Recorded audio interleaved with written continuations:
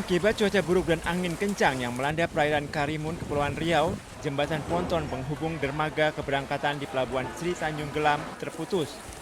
Pengelola Pelabuhan Sri Tanjung Gelam untuk sementara menutup pintu gerbang keberangkatan penumpang karena jembatan penghubung tak berfungsi.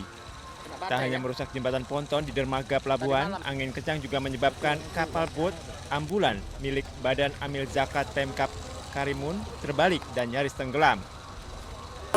Itu angin memang tak bisa diapa-apakan lagi, siapapun tak bisa tolong. Dan juga selain daripada itu kejadian timbul dengan ambulan laut yang terbalik di tempat parkir sendiri. Korban ada? Korban tidak ada. Akibat kerusakan yang parah, pengelola Pelabuhan Sri Tanjung Gelam belum memperbaiki jembatan ponton penghubung dermaga pelabuhan. Untuk sementara, pihak pengelola terpaksa mengalihkan aktivitas keberangkatan penumpang ke ponton kedatangan.